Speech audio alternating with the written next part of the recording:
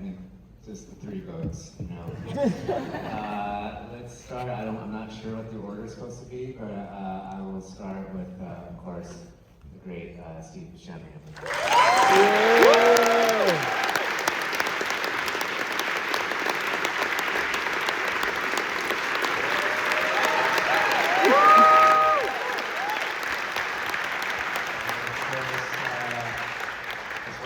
Stage, the great, the one and only Mr. David Chase.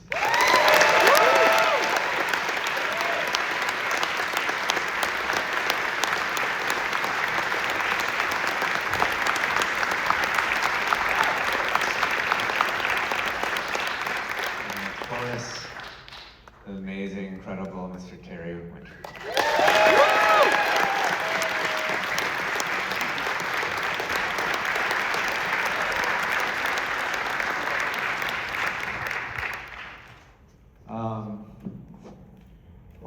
Well, we'll just get right into it because I'm sure most people here are already immense fans of the show who know a lot about it. So I just want to kind of dive deep. I'll start with the one topic that you already brought up, David, the CGI. I wanted to ask, like, that, you know, Livia passing was obviously not something you had intended when you started the show. I know from everything I've read, you had a whole arc for Tony's mother. And of course, you know, real life, cancer struck, you guys had to pivot, incredibly sad. You know, that moment is, you know, I'm sure talked a lot about in the writers' room as you guys were planning that episode. What made you decide that you wanted to go the CGI route and really have that interaction in that scene? They just had to have a last scene, you know. It was kind of simple. But I know, I mean, there's so many. Why go the CGI route? Well, there's so many ways you could have gone about it, like, you know, kind of just shot it in a wide, over, you know, over the shoulder, maybe off-screen dialogue. It could have talked about her in passing. But for me, you know, watching it now, it was so interesting, even with the CGI that you brought up, that it's a final moment, and you know, it's interesting pairing it with Barrens, because even at the end of that episode, the shadow of her still is being cast even by the end of the season. That interaction, I think, it's interesting with the CGI. You want to change it, but there's something very uncanny about it. It's almost like a happy accident with the, you know, bad CGI. It almost felt to me watching it today like almost David Lynchian, because they're like this like very uncanny valley of a woman who never quite gave Tony what he needed, and even her facial expression seems like a repetition of things that we've seen before. You know. What is making you decide that you want to update the CGI? Is it just, has it pained you this long? I didn't decide it. HBO said they were just doing it. Oh, really? Yeah, I mean, there's new technology now, which I don't think I understand. But they couldn't get it ready. Well, at the time, you remember, we were told that they'd done this technology in Gladiator with Oliver Reed, and they showed it to you. I remember you were like, wow, this is great. And so I think you went into it fully expecting that it would be perfect. Yeah, I did. So I think it was surprising. It was less than that. I don't know why it turned out this way. Yeah. I don't know. So yeah, I mean, there was never any consideration. There's never any reason to think about doing, you know, wide shot, because we fully expected this was going to work like gangbusters. Yeah. I mean, you know, I just thought we needed close-up at some point, and we know the extra who was in the chair, she didn't do a very good job. It's not very convincing. And she's here tonight.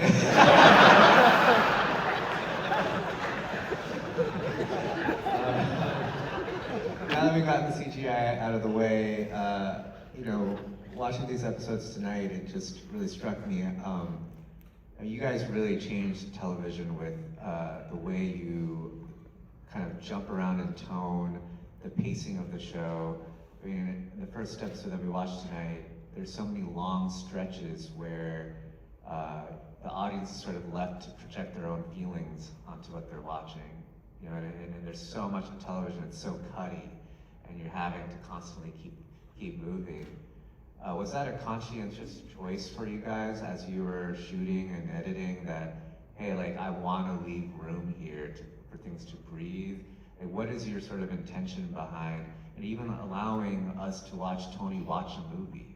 Like that, you know, was that hard to convince HBO of? But it's just so poignant because we as viewers, there's a moment where you start to kind of get uncomfortable, but then you push past it and you're projecting your own feelings and emotions and interpretations onto the screen, and I don't think too many people have done that before. Well, I didn't have a lot, I didn't really do anything with the editing other than cheer you on, so I think that's your question. What's the question again? Well, I mean, I feel like you leave so much Yeah.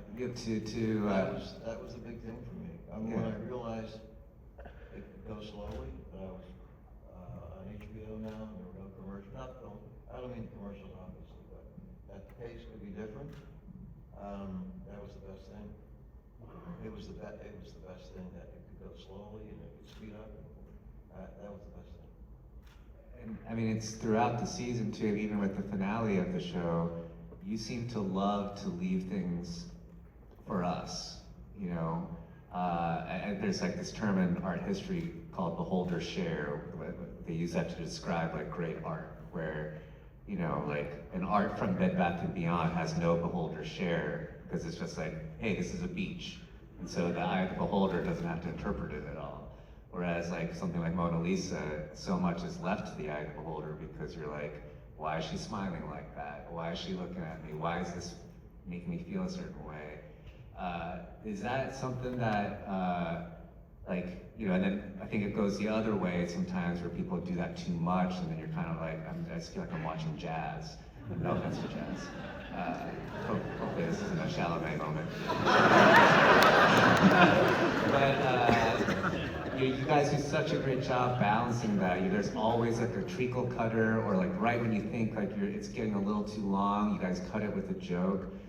Is tone something that you guys discuss a lot? And Steve, I know like as a director, the hardest thing is trying to interpret tone from a page.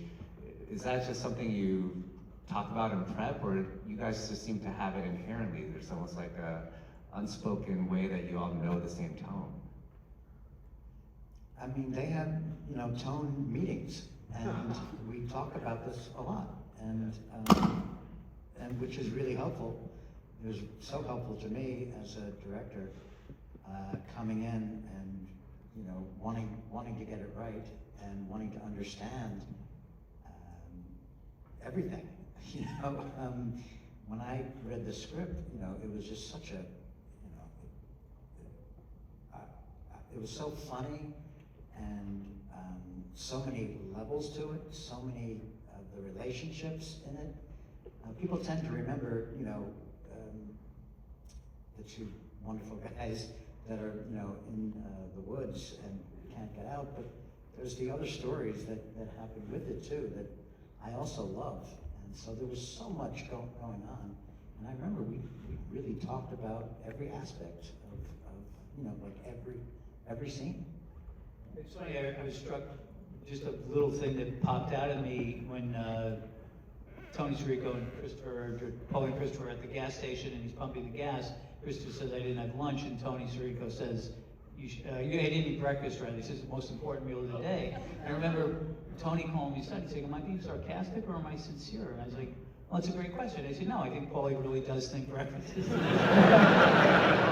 he's just giving them that information. It was literally every little detail is what we did, nothing was left to chance. And that's sort of what the tone meeting was for. We'd go through the script page by page and talk about what's happening here. Is this a joke? This can be funny. This is not meant to be funny, but it probably will be anyway, et cetera, et cetera. So, you know, we were all on the same page by the time we went off to shoot it, and then inevitably we would forget half what we said in the tone meeting. But I mean, hearing it in this room, are you guys sometimes surprised at where jokes are landing? Like, because I feel like it's just nonstop laughter in this room. There's so many tiny behavioral things, even the way someone looks at something. gets a laugh from us.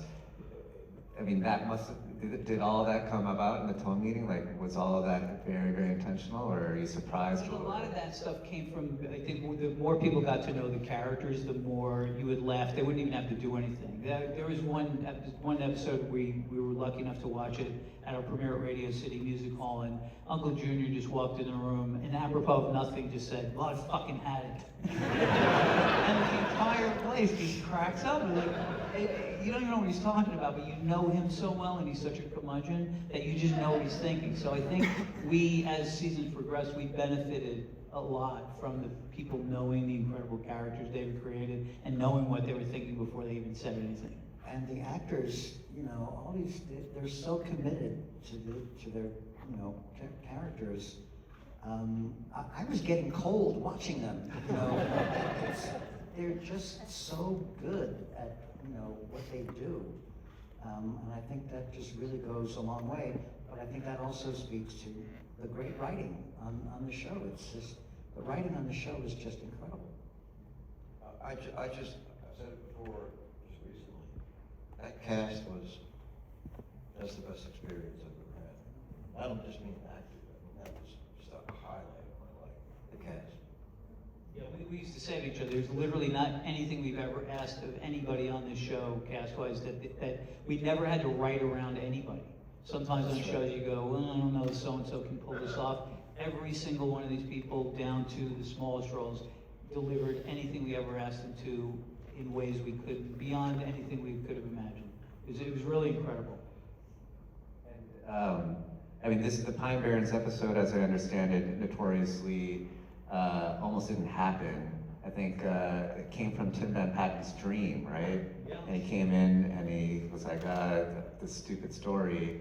And Terry, was it you that was like, if you don't pitch it, I'm gonna... He didn't want to pitch it to David. I was sitting with Todd Kessler, or one of our other writers, we were batting around ideas, and Tim Van Patten, who was directing something else, walked in and said, "What are you guys doing?" I said, "We're talking about stories." He said, "Oh, I had an idea, but it's really stupid." I said, "What is it?" And he said, "Well, I had a dream that Paulie and Christopher got lost in the woods and trying to kill somebody." I said, "That's not stupid at all, it's great. Go tell David," and who was in his office. He said, "No, I'm shy." I said, "If you don't, I'm going in there." So I knocked on the door. I said, "You got to hear this idea Tim has." And immediately David said, "Oh my God, that's great." And we were doing season 2 at the time, and David said, "Oh, we'll do it in season 3." And then season 3 came along, and we resurrected that idea. And was it the 11th episode of the season? Yeah, it's pretty late. And yeah, so I wrote it, and Steve was booked to direct whatever the 11th episode was going to be. We had no idea that's what it was going to end up being. So that was just a completely happy accident. And then that's how I met Steve for the first time. How different was the dream from what we saw just now? That's all he told me. They took somebody into the woods to kill him, and they got lost. And that was enough. I was like, I see the whole thing. And we just took it from there. And in terms of David bringing Steve in, I know you were a massive fan of his 1996 film, Trees Lounge. What? Yes.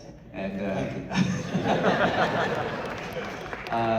and I mean, just watching it now, Steve, I love there's so much camera movement, there's a lot of long takes, and what I noticed is there's a lot that plays in 2 shots as well.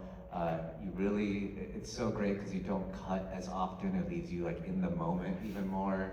Even in the car, I feel like most people would have like a 2-shot and overs, but then you have like a profile 2-shot and you rack to a poly instead.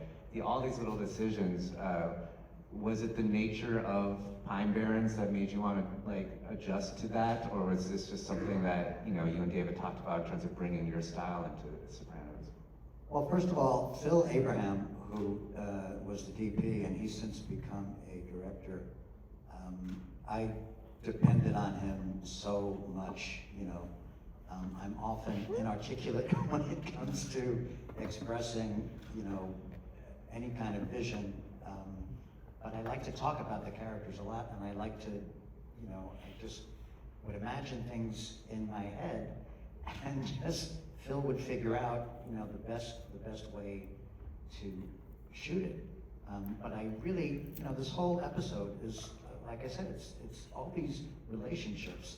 So I just thought it was important to see them, you know, in the same frame as much as we can, and just for some of the humor in it, you know, when he says, "You're not going to believe this, he killed 16 Czechoslovakians." I really wanted to see them, you know, like, not side by side, but I just wanted to feel them both in the frame. So there were things like that just, you know, I tend to think as an audience member, you know, like, what do I want to see? But yeah, Phil, it was just, you know, he was so helpful. And I have to say, I am so lucky and grateful that this episode fell to me, because any one of the directors who directed on The Sopranos, Tim Van Patten, Alan Taylor's here, directed great episodes. John Patterson,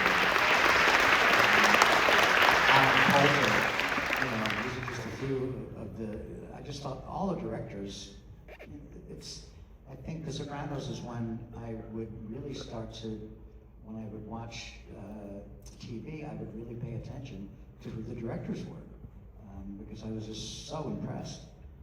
So I'm just so grateful that this episode came to me. Me too. This is such a digression, but I've been compelled to tell this ridiculous story as I want to do. We would spend hours and days on end in a scout van, you know, looking for locations. And every show you do, whenever you have a location, the nail salon, you drive around New Jersey with the director and cinematographer and you know, the production designer, you look at the location. So it was Christmas time, we were in a van for like a week on end. And we looked at a bunch of different wooded areas. You're probably never gonna remember this, but I get really impatient and bored, but I'm in there anyway. And we were in one wooded area, and I found this stick that was like a tree branch that was sort of in the shape of a giraffe. So it had like a giraffe head with ears and a long neck. And I started carrying it around in the van. So I was sitting in the row behind you and Phil Abraham, and it was sort of like, became like almost like a ventriloquist. A giraffe head next to me, and you and Phil would be talking, and I would like turn, and the giraffe would turn and look at you. And then Phil would say something, and the giraffe would turn. And at one point, he'd say something confusing, and the giraffe would look at me, and I'd go, and this went on for like a couple minutes, and at one point, Steve was like, "What the fuck are you doing?" Any recollection of this film?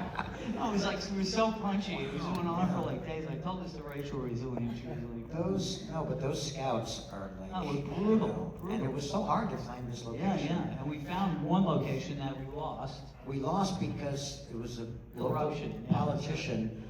You know, he got offended by, you know, Well, it's a depiction of Italian Americans. Well, it's a great punchline to that too. It was an Italian-American politician in Essex County, New Jersey, who found out the Sopranos was scouting their town to shoot there, and said he didn't want a show that depicted Italian-Americans as corrupt or gangsters shooting there. So he lost the location at the 11th hour, had to find a new location. It was really serious. It was a real mess. Yeah, it was a huge problem. We finally scrambled, found the actual location we used, and then a couple years later, that very politician was arrested for corruption. You can't make this shit up. And then the other thing was that, I mean, it was not written for snow. Right. You know, when we scouted that location, there was no snow, and then we had, I think it was over the Christmas break, right? And then somebody said, you know, the forecast does say snow. And I was just like, well, if it does snow, I hope it's a lot, because we were going to be there. It was scheduled for 4 days to shoot that. Yeah, the last thing we said to each other before the holiday break was, okay, as long as it doesn't snow, we'll be fine. And we came back, and it was a blizzard, and then so I had to scramble and do a rewrite to accommodate it, which wasn't a big deal, but David was very concerned, rightfully so. He said, why don't they just follow their footprints? And I assured David that I could totally get lost, even with my footprints, no question about it. And he's like, all right, I believe you, and so that was fine. So yeah, I mean, I had no problem. Those guys got turned around. Yeah, you know, Orson Welles said accidents are so vital to the whole process of making a film.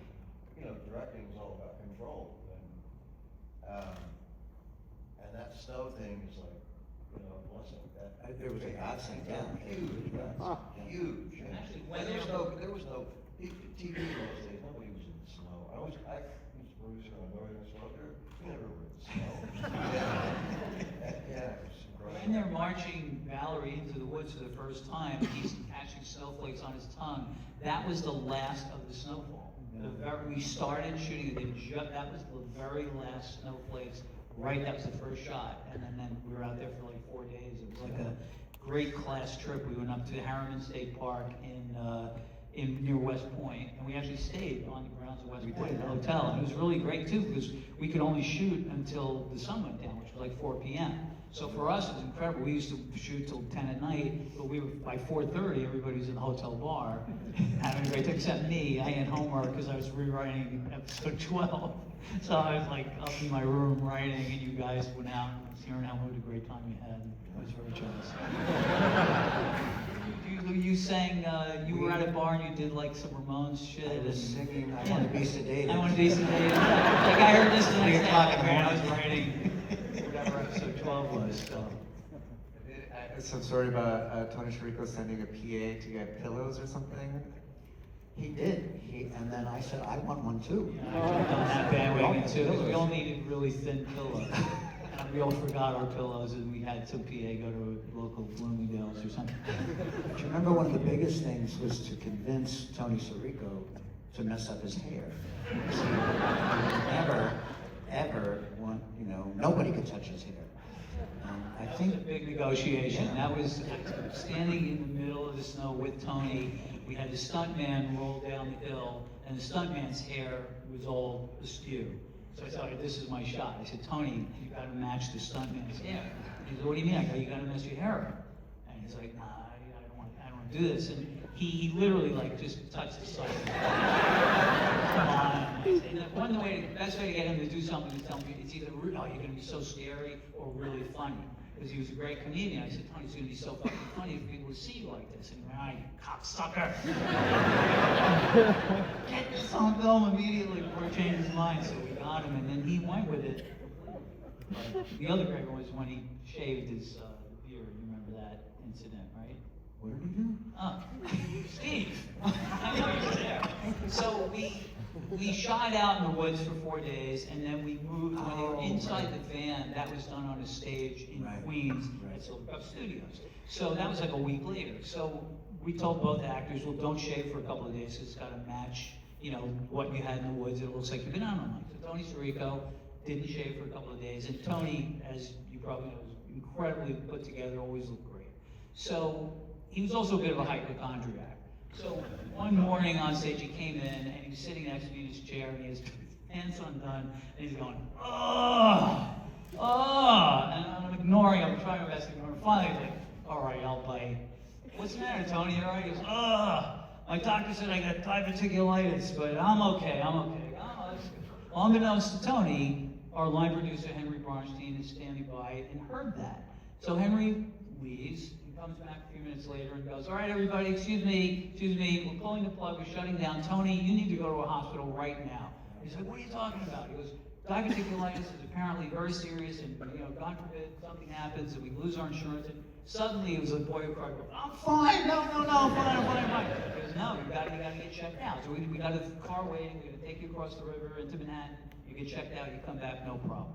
He goes, all right, fine. So Tony goes into his dressing room to change, he comes out, totally clean shaven. He's like, what the fuck did you do? I can't go out like this. I'm in my public. What if they see? Because you go into a car, into a doctor's office.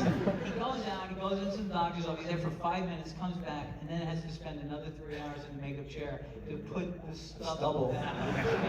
That was like a 7-hour diversion, but that was Tony. Speaking of, you guys have brought up happy accidents a few times in this discussion. In the Pine Barrens episode, I think, if I heard correctly, the overhead shot of Christopher and Polly walking away was not necessarily, maybe something that you guys discussed. And David, you were surprised in the edit to see that in there because it sort of implied that there's another debate. The Russian was in the woods. Is that the implication? We never talked about it. Well, I just felt like we needed an overhead shot. I remember saying, well, whose POV is this? A squirrel? I said, I don't know, who's looking down? And I said, you're telling me he's in the tree. He goes, no. I said, well, who is it? God? And it was me, you, and Phil in the woods. And And we're like, well, let's get it as long as we're here. But I look at it now and I go, okay, obviously he's in the tree. That's what I meant.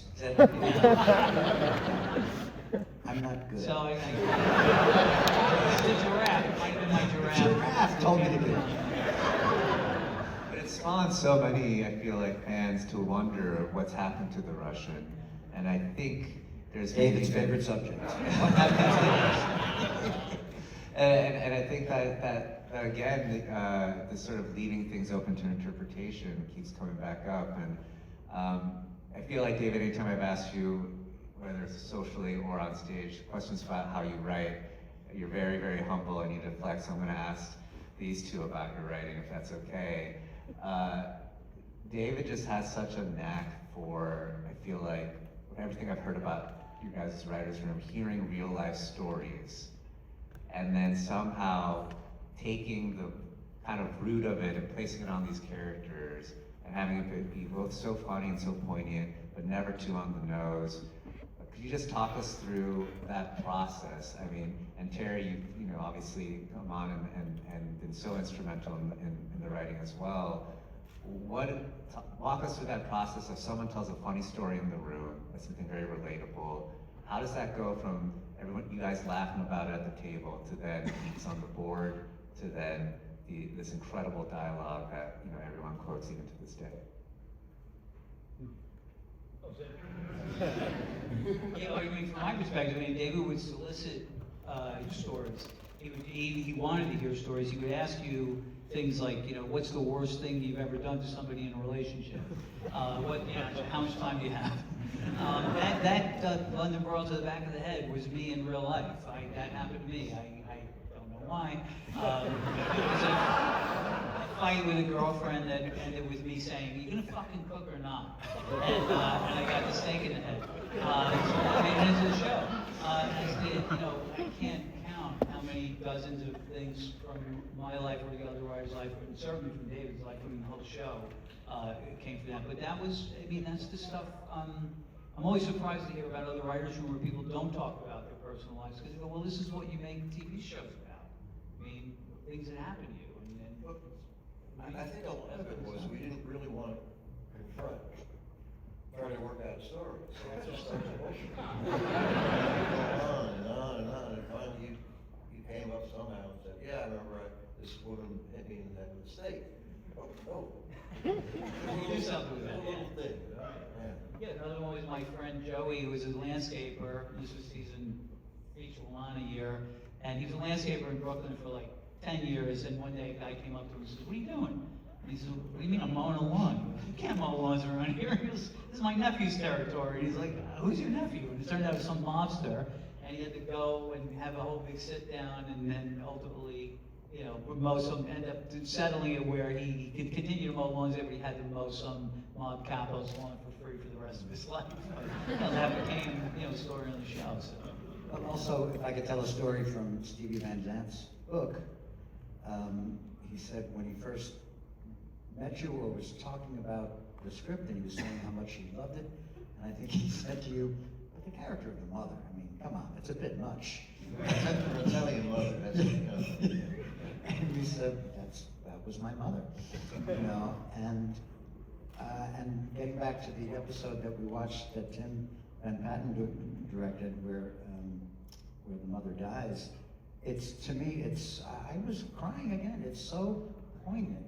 The ending of Tony watching a movie where you know, the mother cared so much about her gangster son is just, it's so heartbreaking. Yeah, and I saw, that was my first gangster movie.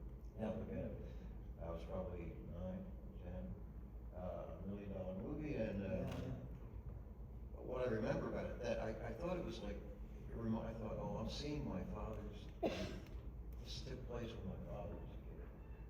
And then at the end, when he, you know, that mummy thing, he falls to the camera, it scared the shit out of me. I was terrified, all had nightmares, but I thought, wow, that's a movie, you know? Yeah. Yeah, I remember you were very reluctant to write this episode. When we found out Nancy died, we were all shocked. I mean, we knew she was ill, of course, but I don't think anybody expected that. And then we were like, all right, well, obviously we have to address this on the show, and it deserves an episode. And I remember saying, well, you know, and obviously you have to write it. And you said, why do I have to write it? Well, it's your mother. It's based on your mother. And you're like, oh. And I think it was, I don't know, you tell me, but I mean, the emotion of it, I think you knew you were in for an emotional ride writing that episode. And I don't know when the Public Enemy part of it came about.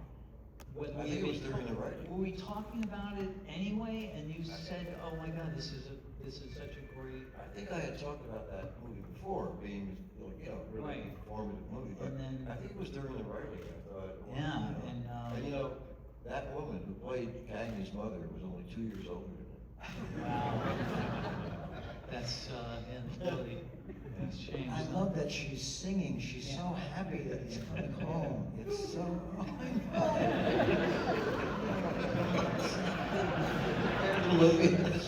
My mother was just like that.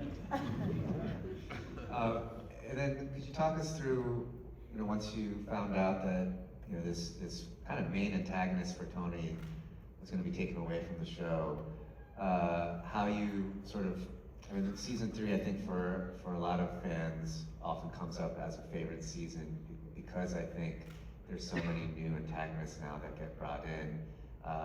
You know, so almost not replacing Olivia. Obviously, Olivia casts a shadow for the whole show. You know, we see Ralphie in that episode. You know, and we all know what happens there. And even Gloria becomes almost like now a proxy mother to Tony with the same sort of mental issues that she had. Were you guys sort of worried at all about filling the shoes of Olivia, or was that kind of exciting, like, you know, again, happy accident, a breath of fresh air to, you know, try to search for other things that you necessarily weren't going to search for before? I don't follow you. No, I mean, I guess for most, I feel like, at least for me, if that were to happen on our writer's room, it would be a huge, like, L for us. We'd just be like, oh no, let's just shut it down because that was our plan and it's now gone. But it seems like you guys so quickly pivoted and found these new things. You know, was that a long process? Like, did that like slow the room down? It just feels like such a heavy thing to You mean show. her death? Yeah. No, I guess because she was very ill. She was in the hospital for a long time, so we saw it coming, not that we planned for it. But, no, it didn't take that long to, you know, see it. She was just so good, you know, yeah, so, that's what I mean when I say the cast was like, I don't mean like fellow writers and director, but, you know, that cast was just, I can't say enough about Annabelle Shore. It's like, whoa, whoa, you know, really dangerous. Really dangerous. Certainly throw a steak. That was actually Steve who did the money shot. You're the one who got to it. Annabelle, pardon the expression, She said, runs but like a girl. No, she says that she was the one that did. I mean, we all took She could have turns. hit her. She didn't reach her. We all You took turns. give me the thing. She you did, nailed him. prop guy, and I went, give me that steak. We were all lining up to hit Jim. It was about, I don't know, 15 feet away, 10, 15 feet away. Another thing that I think, I mean, the cast obviously very incredible, but also I think the words you give this cast, so something to be studied over and over again. You know, when I started the Beef Writers Room, I bought everyone in Sopranos sessions, sent them to all my HODs, and asked them to rewatch Sopranos before we started, because I think what you all do so incredibly is that the dialogue is never what someone's thinking or feeling. It's always either the opposite, and then there's subtext going on, or slightly adjacent. No one's ever just on the nose expressing their true emotions, which I think is so human. Like, none of us really do that. And it's just profoundly affected, I think, so many writers that have come after. That sort of rubric of never quite saying how you feel, is that something that you guys just talked a lot about in your tone meetings, or is that something that just naturally in the writers' room that you guys discovered? I don't know that. No, I don't think we ever talked about it, but it just, you know, for me, I didn't join the show until season 2, so I watched season 1 as a fan, and it was just so refreshing to hear dialogue the way people actually speak it, or to see characters who lie to each other, or misuse words, or they're just so human. Like somebody will tell a joke, and then 3 scenes later, somebody will tell the same joke as if they thought of it themselves. And then it's like, oh my God, this is what people do, you know? And you never see that on TV. And it's finally, you know, I was like, God, what a, you know, again, what a breath of fresh air in terms of entertainment to actually be, and then to be able to write it the way you'd actually say it. And it was challenging for the actors, I think, too, because so much of it is so non-linear. You know, usually it goes from A to B to C. This will go from A to J to L to B back to C in terms of the structure of an anecdote or whatever they're saying. So it was more of a challenge, I think, but ultimately paid off because it just felt so natural. I always felt that we were lucky, but another blessing was that they were gangsters. But it wasn't just the gangsters, it was everybody. It was all bullshit. Nobody was ever in love. About their emotions, about anything. It was just all bullshit.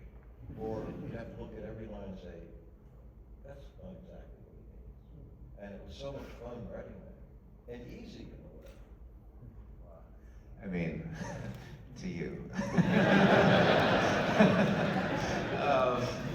I guess, you know, as we need to wrap things up, rewatching these episodes tonight, is there any sort of strong feeling that comes to you guys, whether it's a fond memory from shooting something, or something that you haven't discussed before, something new that you're rediscovering as you're watching this? Because I know for me, I've just, you know, I've seen these episodes so many times, but every time I pick up something new. I mean, not to get maudlin, but it's all about the people who aren't with us anymore. You know, watching Jim and Tony Sirico and, you know, Nancy, and even a couple of people in our crew, you know, Michael DeCasper, who was our, you know, first AD, and seeing those names up there, it's just sort of, you know, I just consider myself incredibly lucky and blessed having known those people and worked with them and made something, you know, that people are still here enjoying. So it's sad, but it's bittersweet. It's bittersweet. Sorry. Oh, and all the fun we had. Well, you know, okay, so, Pine Barrens, my part in it at that time, it was one of 13 episodes. So, you know, and the way episodic TV works is, you're writing the episode, no, you're coming up with the idea for the episode, it's 5 episodes away. And then the writing starts, at the same time, you're editing the episode that was just shot 2 weeks ago, and then, so there's all this stuff going on. So, Pine Barrens, which is, I always thought was great, today, it just blew me away. It's just the best fucking thing.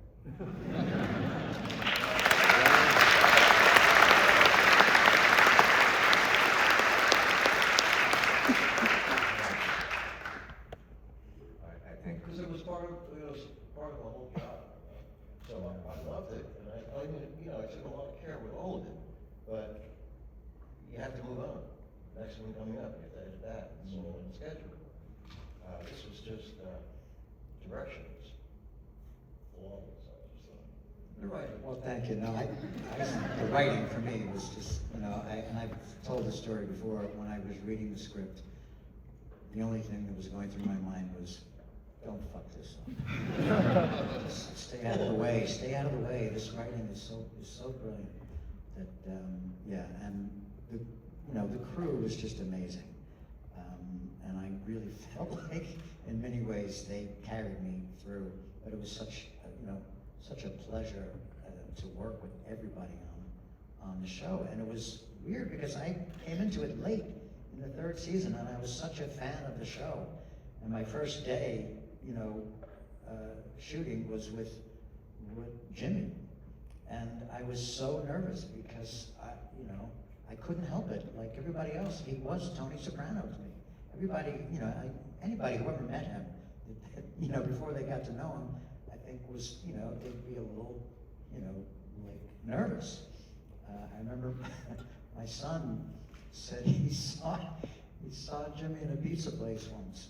He was with his friends, and he went, "Hey, Jimmy," you know, because he had met him before, like when he was young, and he went, "Hey, Jimmy," and Jimmy turned to look at him like, "Why'd you call me?" You know, like the look on his face was like, "You don't know me." And he went, "I'm Steve's son." I went, "Oh, hey, how are you?" You know, and he became really friendly. But he did. He was so intimidating. I don't think he meant to be, but he was so, you know, he was such a powerful figure. And every time I watch his work in the show, I just can't believe what he was able to do. He was just phenomenal. And yeah, it's yeah, like you said, it's really hard to, you know, to think about, you know, all the ones that aren't with us, but we have their work, you know, they'll always be with us.